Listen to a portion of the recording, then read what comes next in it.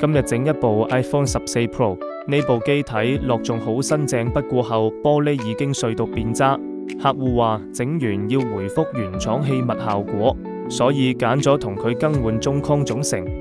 OK， 屏幕打開咗，可以見到機艙內部非常乾淨，擰低呢塊擋板上面嘅所有螺絲，拎走擋板，斷開排線，拎走屏幕，拎走卡槽，拎走主板、聽筒同人臉組件，滴啲酒精溶解下膠水，拎走電池，拎走馬達、揚聲器同埋尾插，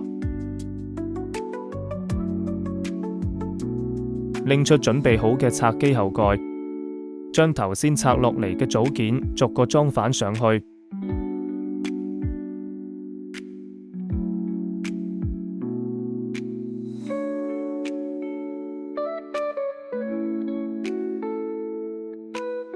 OK， 前面嘅裝好咗，跟住將舊殼上面嘅攝像頭拆落嚟，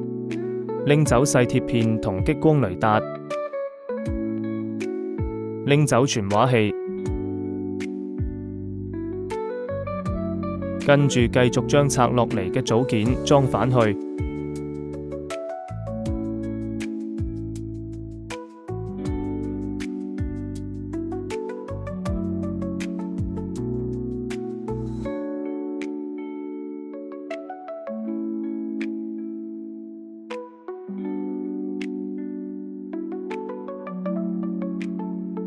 拎走音量鍵部分嘅細零件，然後裝返去新嘅後蓋上面。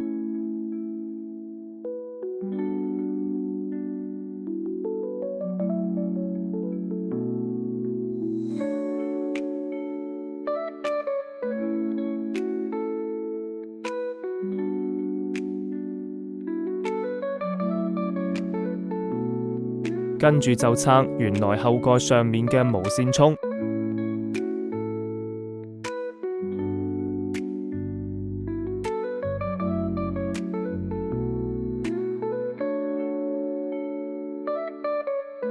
完美拆落嚟，跟住裝機，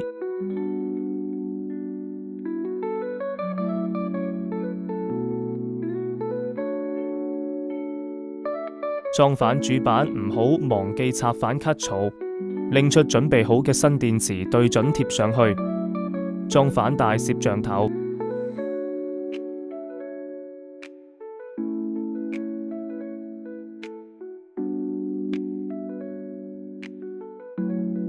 貼上防水膠，裝返前置攝像頭，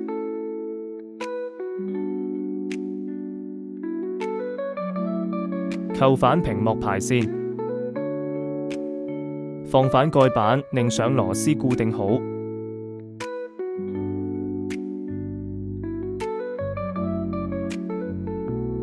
開機測試觸控等等係咪正常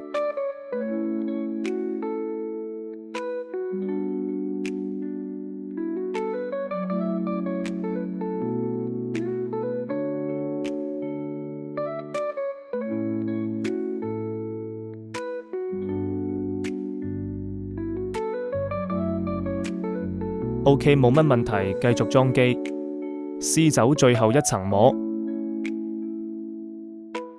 按實屏幕，